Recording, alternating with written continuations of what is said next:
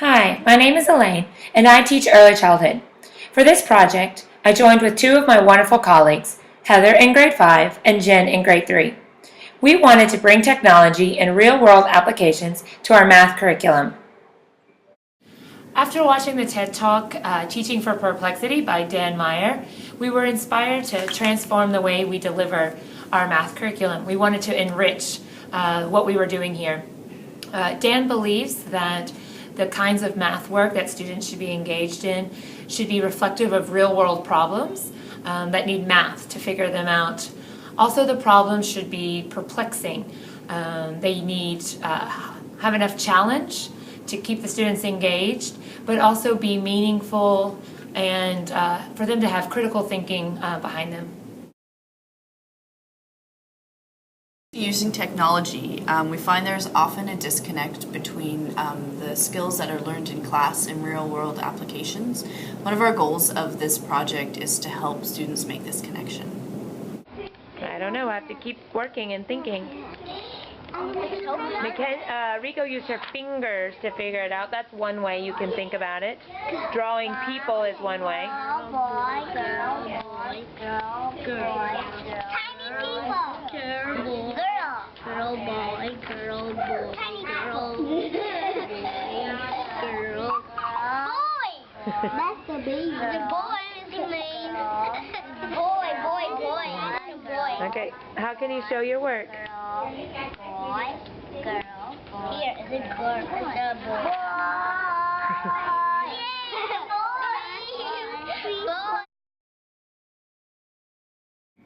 Develop an understanding of numbers. Create and duplicate simple patterns. Sort and classify objects. Recognize and name geometric shapes. Use a variety of standard and non-standard means of measurement. We really wanted to see technology used with math because it's often used in literacy and science and social studies, and we thought that it could be used to help bolster and improve our mathematics program here at SSIS. And in doing so, we teamed up together to try to make a plan so we could help our students' problem solving and skill development in mathematics. For every math problem that I have created, I have used Google Presentation and iMovie. When creating a math problem, I first make a short movie with iMovie that serves as the provocation. I have used both my laptop and my iPad to do this. Both are very user-friendly and have a share button that make it easy to upload to YouTube. Then, I add slides with questions to guide the lesson. Google Presentation was the best option because it automatically comes with a URL, making it easier to post to our wiki. Also, Google Presentations make it very easy to insert videos straight from YouTube. This is the wiki we created called Real World Math: Finding Solutions. It is where we house all of the math videos that we have created. As you can see, this is our home page, and as you scroll down, we have information about our inspiration. We have our goals for the math project. Down below that, the links to the different math videos we have created, and at the bottom of the page, some resources that educators can link to, finding about our process in the project, as also other educators who are doing similar things. Back up here, you can click on the different links. I will click on my page, the early childhood page. And on this page, we have the different math videos that I've created. Several for this number sense, patterns, measurement, and geometry, with the hopes that as I continue this project, I will continue to add more videos to this page. Also to the side, you can see where grade 3 and grade 5 have videos already uploaded. We have a time designated in our day for math small groups. I use some of these lesson times to show the math videos and work through the problems. We start by watching the movie, then follow through the presentation, considering the questions that were asked, but not discussing the answers. Then the students show how they know the answer in their math journal. Lastly, we all discuss the answer and show and tell how we solved it.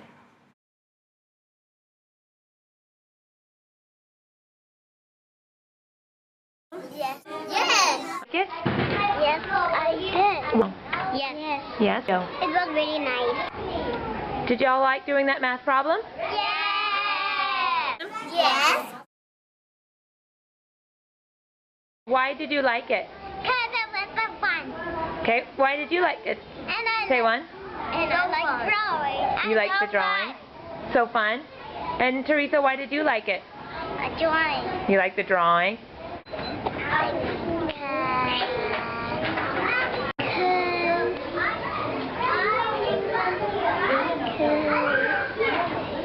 Samuel, do you know why you liked it? Because give us some clues. Because I gave you some clues, okay. It was so cool. Because it was not hard for me. Because it's fun. Because it was fun. Would you like to do more math movies? Yes. What? Because I like math journal. Something that you didn't like? I liked everything. You liked everything, okay. You didn't like? No. Okay. No. I feel I have met my goals for this project. First of all, these videos have created an excitement around math, which sets such a great foundation for my students. They have been able to explain their thinking when solving problems, and this critical thinking has increased throughout the project. I feel like the math problems have come alive for them, especially because I used my students in many of the videos. Their understanding of numbers, patterns, shapes, and sizes has all increased through the use of these videos and has shown them real-world situations in which they might use these math concepts. 4 and 3 is 7. Now 8 and 8 is become 16. Show how you know it makes 7. How did you know that, Nolan? You get 3 numbers. 1, 2, 3, 4, 5. Bones together. 1, 2, 3, 4. Can you show me? Get 8 plus 8 is 16. Oh. 1, 2, 3, 4, 5, 6, 7, 8.